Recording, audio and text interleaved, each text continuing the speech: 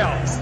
This is the man to talk to. He's the man that led me to the top when nobody else thought I was qualified. All the other promoters, Don King, Bob Arrow, none of them would fool with me. But J. Russell Peltz said, hey, he still got it. So I'm leaving it up to him to guide me the next way. This is the man. If any young fighters want to go to the top like I did, go to this man. He's a fair man. He'll be fair with you. Peltz Boxing Promotions proudly presents. Well, welcome everyone to episode 3 of the Russell Peltz Boxing Podcast. And want to thank Russell again for coming on again and enjoying this. And as you said in the beginning, we're going to have a lot of fun. And actually, we are going to have a lot of fun.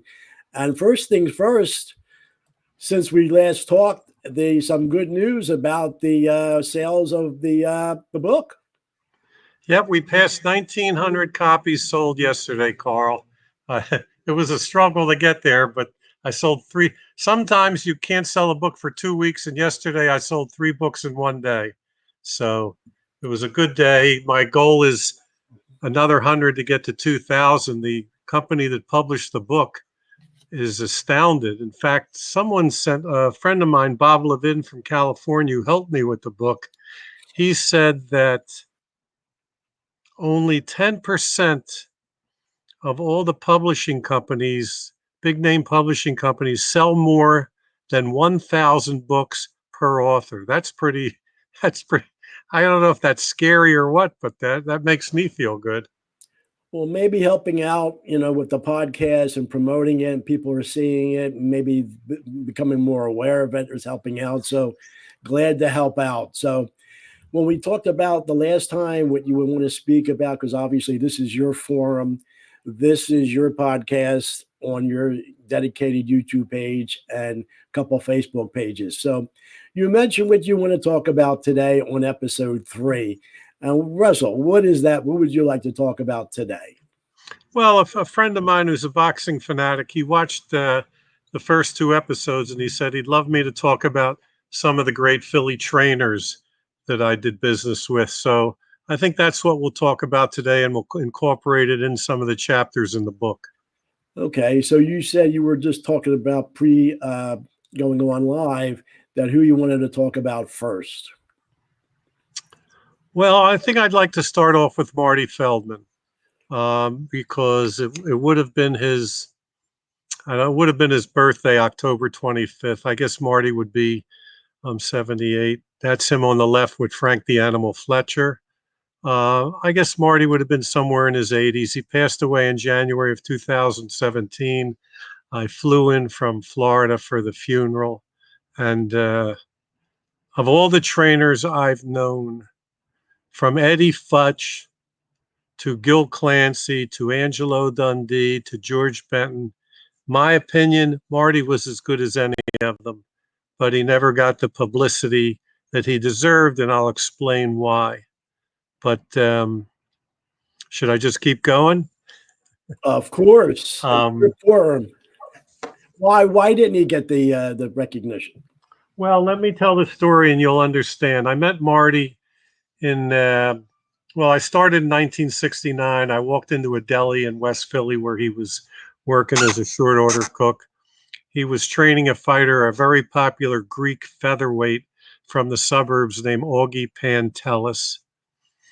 And I wanted to use Pantelis on one of my cards, but he was tied up basically with another promoter named Lulu Casey, who was the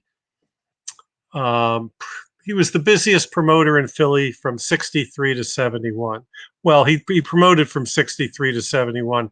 I came on the scene in 69 and started using a good featherweight from Trenton by the name of Sammy Goss, who had been on the 1968 U.S. Olympic team. And Goss fought the main event on 5 of my first 15 shows at the Blue Horizon. Pantelis was fighting at the same time at the Spectrum and the Arena for Lucchese. And the biggest fight of 1970 was going to be the showdown between the two of them. They'd each had, at that point, I don't know, Augie probably had about 20-some fights. Sammy had close to 20, had only lost 1. I think Augie had only lost 2. And it was at the Spectrum. It was going to be at the Spectrum. And I tried to get the fight. Goss signed the contract, but Marty wouldn't let Augie sign one. So at the time, Augie's official manager was a guy by the name of Sam Margolis, who had been involved with Sonny Liston and had been connected years before.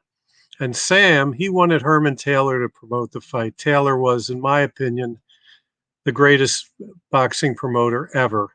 If he'd been in New York, everybody would know him, but he stayed in Philly. Anyway, Sam had been around a long time, and he had connections to Herman.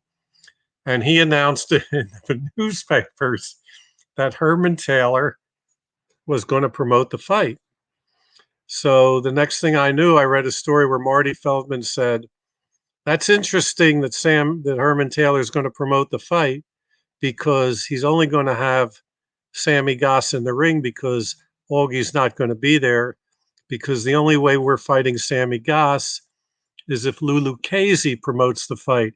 Said, why would we fight all these small fights for Lucchese in small arenas? He struggles to make money. And then when the big payoff comes, we're going to go with Herman Taylor? It's not going to happen. And Margolis had no choice because Augie would do whatever Marty said. So Lucchese got the fight in October 6, 1970, drew over 10,000 people to the Spectrum. And Goss won a 10-round unanimous decision. The next year, after Marty felt he had paid his obligations to Lucchese, I was able to use Augie a few times. But see, what Marty told me as the years went on, and he may have even told me then, we didn't really get tight until the late 70s and early 80s when Frank Fletcher came around. And he had, actually the late 70s, he had three kids from the suburbs, Mike Picciotti, Mickey Difflow, and Victor Papa. Picciotti, Difflow, Papa. They were known as Mick Pick, and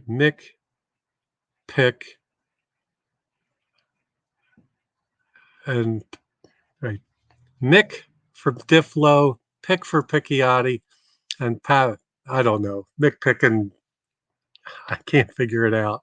Anyway, We'll find it. Marty told me that there were Mick, Pick, and Vic. There you go.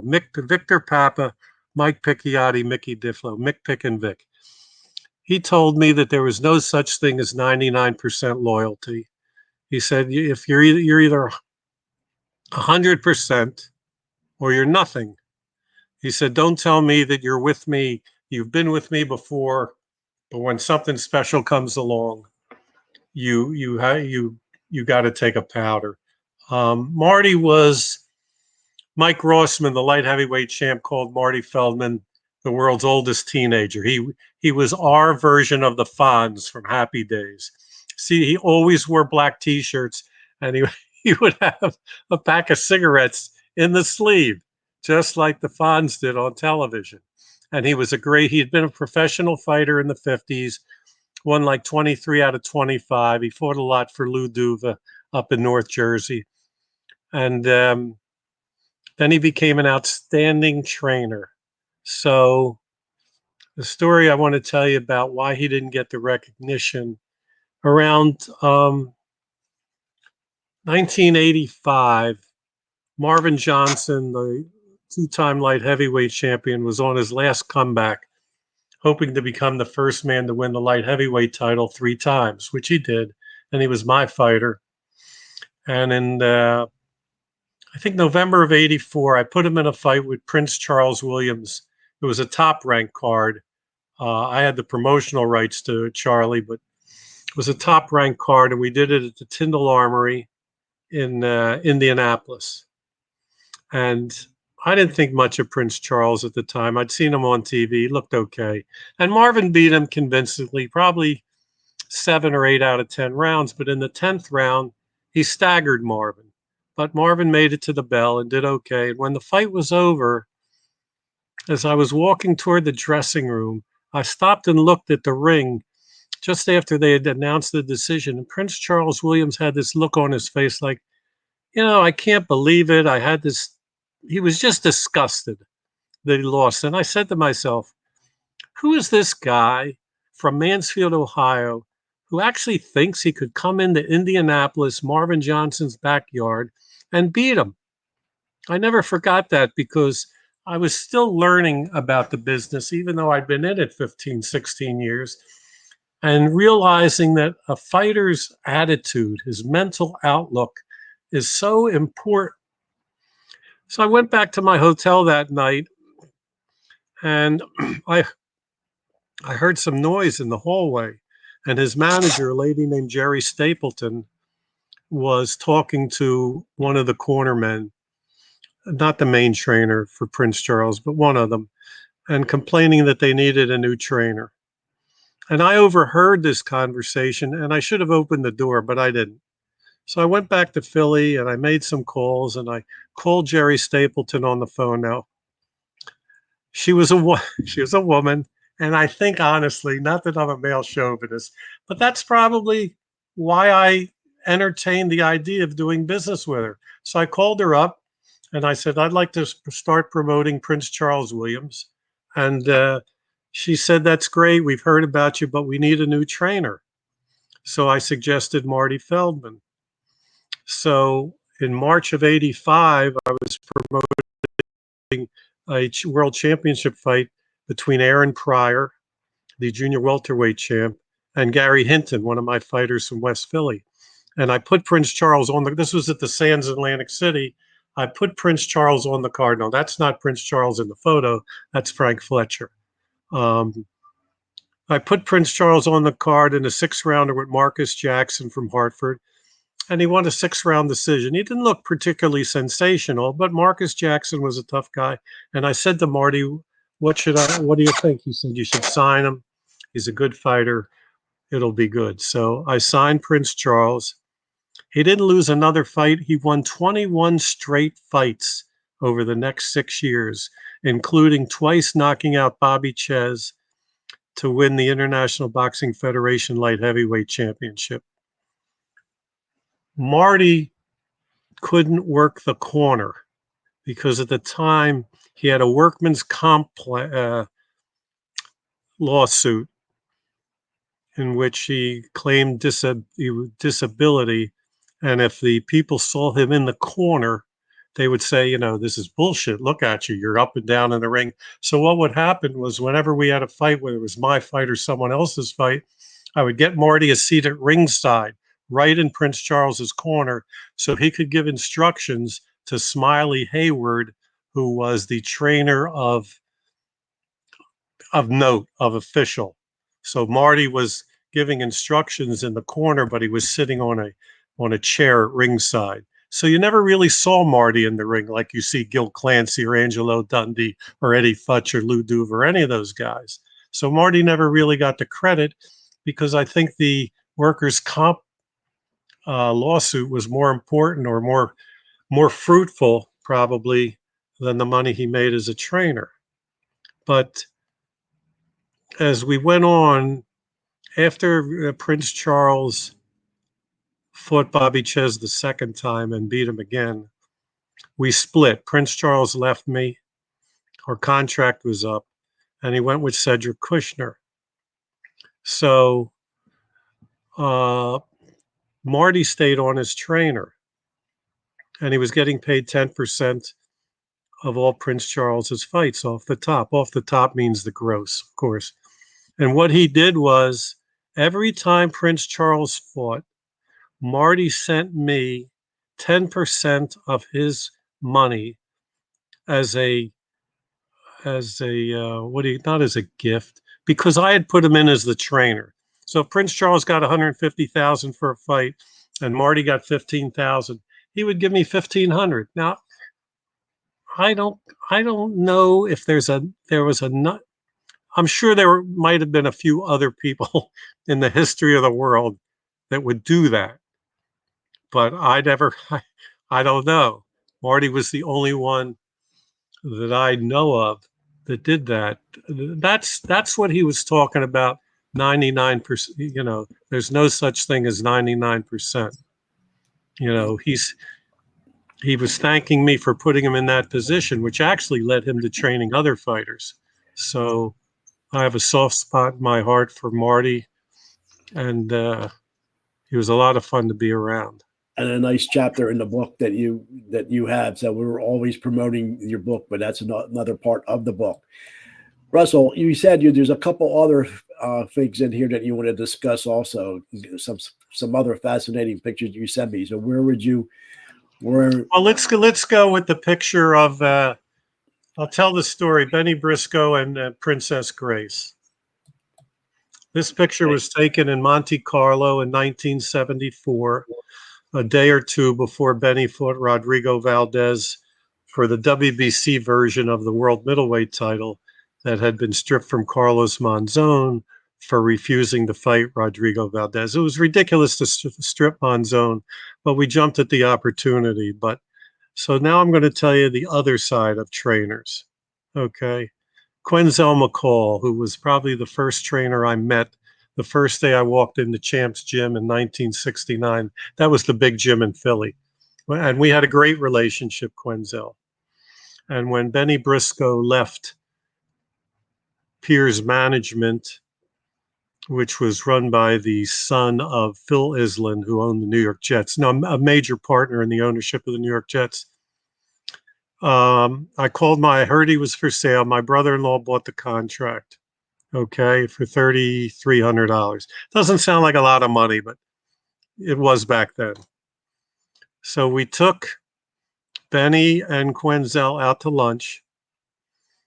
And that's Quenzel with Len Matthews, who was a tough lightweight out of Philly in the late 50s, early 60s. We took them out to lunch. And Quenzel said, instead of giving him the 10% off the top that most trainers get, he wanted to be Arnold's partner. And Arnold said, that's fine. Just put up half the 3,300. And Quenzel wouldn't do it, which was a mistake on his part. So he opted for the 10%. He never got along with my brother-in-law. They were like oil and water. They didn't. Quenzel couldn't stand them. Because Quenzel was jealous, maybe, and I'm caught in the middle. Anyway, we go to Monte Carlo to fight for the title. I had a fight at the Spectrum, so I couldn't go with them at that time. I mean, they went like a week ahead of time to acclimate themselves. I got to Nice, the airport in Nice, the day before the fight, okay? And Benny picked me up. Benny was in the car that picked me up along with Milt Bailey, the cut man. So it's about a 45-minute ride from Nice to, well, we were staying in San Remo. That's where Benny was training. And Benny was upset. Now, remember, this is the week of a fight for the world middleweight title on CBS television, okay? Televised around the world. And what had happened is that Quenzel had brought a lawyer with him to Monte Carlo to try and break the contract between the management contract between my brother-in-law Arnold and Benny. And he had Benny's head all screwed up, saying that Arnold should have paid him a bonus when he signed him and that he wasn't treating him fairly. And I'm listening to Benny in the car, and Benny and I were like brothers. And this is a Benny I never knew, you know, and you know, if I had been smarter, if I'd been more mature, I would have said, Benny, you're fighting for the world middleweight title on Saturday. Forget this. Get it out of your head. You don't need this distraction. Whoever is right, who's ever wrong, you don't need it. But he was just, I didn't say that. And the lawyer took me out to dinner and said, we're going to keep you on. And I'm thinking, boy, that's nice of them. They're going to keep me on. And while we were there, Benny got to meet Princess Grace. And that picture was taken outside the palace. That's a beautiful picture. Look at the smile on his. I mean, he looks like a meek kid. You'd never known he was a destroyer. Anyway, the fight took place Saturday. And for the only time in 96, it was a terrific fight. I watched it the other day, and I hate to watch that fight because it was the only time in 96 fights that Benny got stopped. It was a hell of a fight. He was trailing on points, but he was coming on. Valdez was cut, and Valdez threw a right hand left hook combination out of left field and dropped Benny in the 7th round. And He got up, but referee Harry Gibbs stopped the fight. So I go back to the dressing room after the fight. Never forget, it was one of those old, looked like a high school locker room with the metal cages in it for lockers. And Benny's sitting on an old bench next to William Watson, a welterweight from North Philly, who was his sparring partner. And Watson put his arm around Benny, and Benny just broke down crying on Watson's shoulder. Incredible to see this He-Man, this brute, this monstrous tough guy fighter crying like a little kid in front of all of us. And I think to this day it was because, listen, Benny lost other fights. Guys outboxed him, good guys like Emil Griffith and Louis Rodriguez and stuff like that. But no one had ever, in my opinion, taken his manhood, actually knocked him out. And I think Benny was very upset by that. And we came back. So on the plane ride home, the lawyer said, well, what are we going to do now? I said, well, I guess we'll have to start all over again. Well, the lawyer disappeared because the money was not going to be there. Quenzel and the lawyer had counted on Benny winning the title and making six-figure paydays all from there on. And the lawyer disappeared. So we fought Emil Griffith in October. And Benny didn't really fight. He showed up. He went through the motions. He lost a unanimous 10-round. No, I think actually one guy voted a draw, but it was no draw. And Quenzel drilled Benny in the paper the next day, said he should hang him up. And then Benny got smarter than all of us. And he said he wanted to make a switch in trainers. He said, and this will segue into George Benton. He said, you know, when you're a kid, your parents, you know, make all your decisions for you. And they tell you what you should do and what you shouldn't do. He said, that was okay when I was coming up and Quenzel was my trainer at times in the early days, but I'm a man now and I need to be treated like a man. And Quenzel wasn't doing that. So Benny had approached George Benton, who was retired as a fighter and starting to train fighters. And at first, George refused because he didn't want to get in the middle. But what a great fighter George Benton was. He'd actually fought Benny, but we'll get into that. And then one day, so George changed his mind. And he agreed because he knew that Benny wasn't going back to Quenzel McCall. And Quenzel approached me one day in the gym. He said, you know what, maybe I acted too abruptly. Maybe I can still train him. I said, it's too late. It's too late. So George Benton took over. And it was a great line in the paper. Benny went undefeated in the next 13 fights and wound up fighting for the middleweight title again. You know, everybody talks about what George Benton did for, you know, the Duvas, Pernell Whitaker, Meldrick Taylor, Tyrell Biggs, Evander Holyfield, Galata. George made his bones with Benny Briscoe as a trainer. Okay. And he said I remember after he knocked out Cyclone Hart in front of 11,000 people at the Spectrum, Benny did. George was quoted as saying, sometimes you take an old car, you polish it up, you tune it up, you check the fan belt, you check the interior, and I don't know why I get emotional.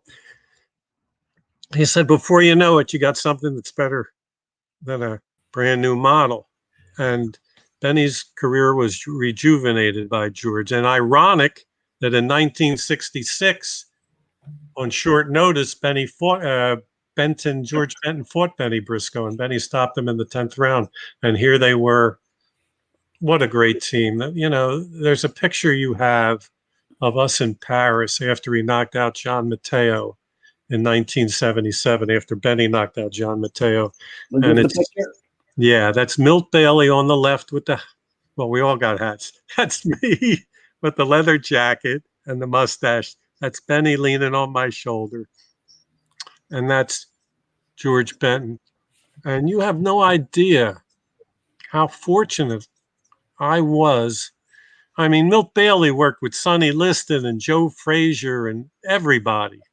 And how fortunate I was to be with these guys and spend, travel to Europe. I remember Milt Bailey, when I was talking about bringing my wife on a trip, he said, I'll never forget it.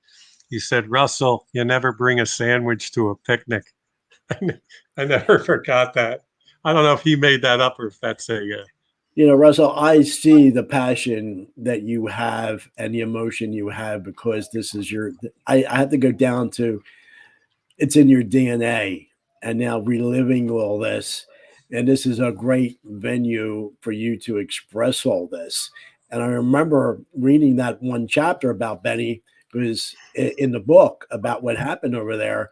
And it is amazing that, where people would just look at the dollar signs and not look at, the person that they're dealing with. But I think in one sense, how it came back, I have to actually bring up, because we talked about this right before we went live.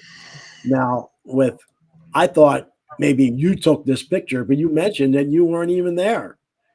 I was there. I was outside.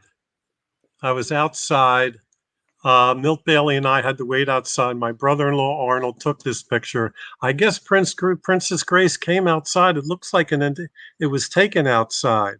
Yeah. So Benny and Quenzel and my brother-in-law and maybe the lawyer, I don't know. They might have gotten inside for the personal meeting with Princess Grace, but Well, because for people any younger than 40, because Princess Grace was a Philadelphian from Philadelphia who got married in Monaco, and she's been gone. What, in '82 she passed, and so for actually to be able to be there, but be that close, but that far, not to be involved with it, but at least Benny was in it. So I have to give that little bit of backstory. Now, there's another picture here with another lady that you said you wanted to talk to also about there that we have up here. well, that must be Jerry Stapleton, Prince Charles's manager. Yeah, that's her. And she was the one I made the deal with to promote Prince Charles Williams, and they had a wonderful relationship. I haven't I tried to get a hold of her for my book, but we could never connect. And I did speak to Prince Charles. He's doing good things out in Mansfield, Ohio, where he trains young kids, not to be a fighter, but just to stay in shape. And he was at Marty's funeral in 2017. It was the first time I'd seen him in a few years. But listen, fighters sign, when the contract is up, they leave sometimes. I'm the kind of guy, I'm so old school. I believe in, like, if you're doing the right thing forever, you're together forever, contract or no contract. That's just me. Um, Listen, if I'm paying a guy $10 and Don King comes along and he's paying him $1 million, okay, I get it. I get it. But when Prince left, there was no giant increase in his purses or anything like that. But that's years ago. So I've run into so many fighters that my wife Linda reminds me of. Um, I should have stayed with you. What was I thinking? I didn't realize you don't live with the fighters. You can't live with them. They have the street managers, guys on the street that are in their ear. Oh, Russell's stealing from you. He's stealing your money. Don't trust him. The promoter is always the bad guy. I mean, I run into writers, not necessarily newspaper writers, but guys who wrote over the years for the internet. Oh God, these fighters are so nice. This is the writer talking. They love me. And I said, listen, you're not dealing with them with their finances. You're giving them the publicity, in the newspaper, on the internet, or in a magazine. I'm negotiating money with them. They're managers. It's a completely different relationship. So you just you can't compare the two. I'm trying to buy a fighter for what I think is a fair price. Okay, so he'll say I'm trying to get him cheap. He wants more money, and that's the conflict. And, for those people who have read my book, if they believe what I wrote in the book, they will know what money was made and what money was lost on fights. And that's why I wrote the book, because as I've said a million times, I get so sick of what I read on social media written by people who were not around at the time, but act like they were around and they know things. And, the most egregious one that I finally took care of was people saying that Willie the Worm Monroe in 1976 got a hometown decision over Marvelous Marvin Hagler. That's such a crock. He did lose. He did lose a hometown decision 2 months earlier to Boogaloo Watts. True story. Not a single writer at ringside thought Watts won the fight. But 2 months later, he got his ass. Listen, I'm not going to say he's got his ass kicked. That's disrespectful to Hagler. He lost clearly, and he admitted it the next day in the newspapers. He also took the fight on 9 days' notice, but he'd been training all along. Okay, so there you Well, go. the fascinating part about the book that I know your relative was your financer and your CPA, that you had everything down to the penny, and even one fight you made a profit of like $12 or something, or you lost $12, and so it is fascinating. Not only all the stories of all the personalities, all the struggles, on all the personal battles, and even the positives. But then when someone was sick, you rode the ambulances to the hospitals in some really bad situations. So that's why the book, I don't know, when I was reading it, Russell, I hear you narrating, and I'm just wondering, is there any way through some contact, even through maybe whatever, that to possibly make this into an actual movie? I just throwing it out there. Why Oh, not? please. A movie about a boxing promoter. Come on. Your story from where you grew up, then I know we drove around to your childhood homes, and then coming from your environment, going through Temple, and then getting into where you were. That's a story that most people, no matter when it's produced, it would be amazing, because what you've went through. Because I mentioned that, not being a novice, but understanding that, thinking that you were the only promoter in town, but realized how much competition there was in the Philadelphia market, and just not only the Northeast, but you persevered. No matter how good, how bad things were, you were still there. So that's why we're going to plug the book one more time. Now, let me ask you this. Now, you want to reach 2,000. Now, once it reaches 2,000, is there another reprint, or what happens from there? No, Because I no. I can I've reprinted it twice. It's the first edition, then I printed it again, then I printed it a third time, only because I found mistakes in it. Mistakes in fact, like I put once that Joe Louis for. I mean, see, I'm so anal that I no, you're put in there that you're a Joe perfectionist. Louis Joe Louis had a fight with Arturo Godoy, I think in 1941, and it was really 1940. So there were like some mistakes like that just I got to get it right. And still in the book it says that Benny Briscoe fought Emil Griffith on October the 9th, but it was really October the 8th. So I'm thinking, do I want to print the book again? Spend the money to print it again?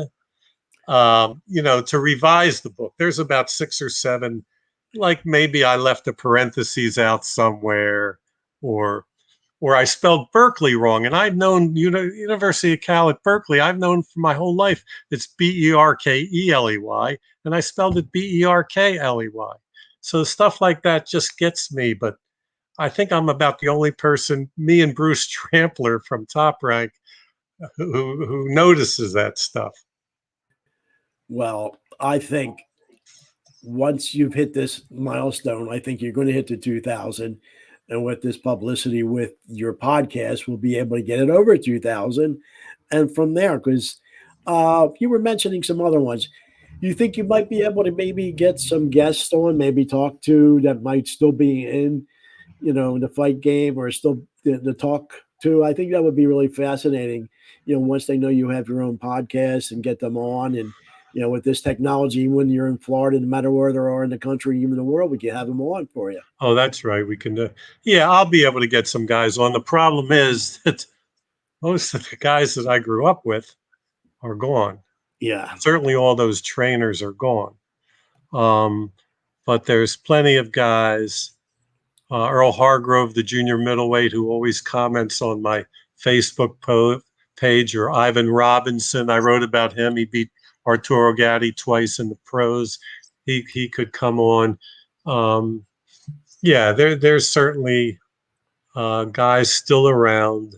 We could even probably hook up with Prince Charles Williams in Mansfield, Ohio.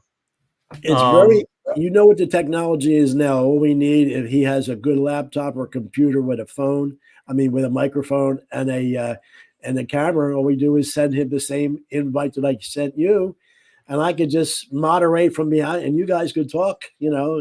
That's would start getting a lot more viewers and subscribers. Yeah. And for people that are watching here, this is episode 3 with Russell's podcast. And we're going to be on YouTube. And just press that little button to subscribe. Doesn't cost anything. Just press the button, let people know that you enjoy this, and make comments. And I know even on the Facebook page, you're getting a lot of good comments. And I know you like that. We did get one little crazy one a little bit, but every once in a while, you will get one crazy one. But at least they're watching. They're commenting. That's a good thing.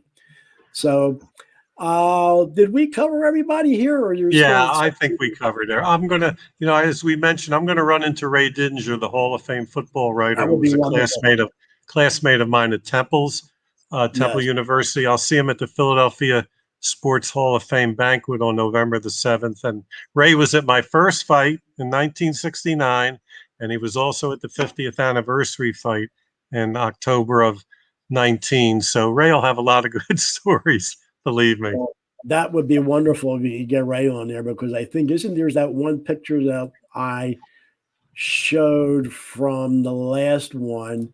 Isn't Ray on the extreme left here? Yep, that's him. That's the Temple University News sports staff in 1966. Wow. Okay, that's Ray on the left. I was the sports editor. And the guy in the center, the tall guy, is Ron Pollock, whose dad, Harvey Pollock, was the all-time statistician for pro basketball. Didn't he actually do the schedule, the NBA schedule, on a pen? No, that was Eddie Gottlieb. Eddie Gottlieb. Right. Yes, but I remember that he used to do the whole schedule that way. So how sports is today, it's amazing. So in closing, is there anything else that we forgot, or maybe let's people, we just came, my new website is up. It's not 100%, peltzboxing.com. It's basically there to sell memorabilia, because as you can see in back of me, all these posters, and I'm going to be 78 years old. I've enjoyed them for my whole life, and I'd like someone else to have them, but I'm not giving them away. Okay, so maybe I can sell some posters to some other collectors or dealers, and that's the basis. Posters, programs, tickets, DVDs of fights. That's it. What we could do also for the next one, you could give me the website. I know you gave it to me at just this moment here, but next time we can do the website and actually promote the website too on the next podcast. And just let you know, the last time we did one, you were in Ventnor. Now you're back in Philadelphia in your offices. And I think maybe the next one we're going to do is going to be when you're going to Florida. So I think I'll be in Florida. Yeah. So, well, Russell, I think this is another great episode, and look forward to the next ones, and still look for the book. How can I get the book? Amazon is the easiest way to get it. Okay. Amazon here. I have my copy. I have my signed copy. It's a phenomenal read. And hey, till next time, Russell, thank you. We'll be talking soon. And thank you again. Thanks, Carl. It's always a pleasure. Yes. J. Russell Peltz. This is the man to talk to. He's the man that led me to the top when nobody else thought I was qualified. All the other promoters, Don King, Bob Arrow, none of them were fool with me. But J. Russell Peltz said, hey, he still got it. So I'm leaving it up to him to get me the next way. This is the man, if any young fighters want to go to the top like I did, go to this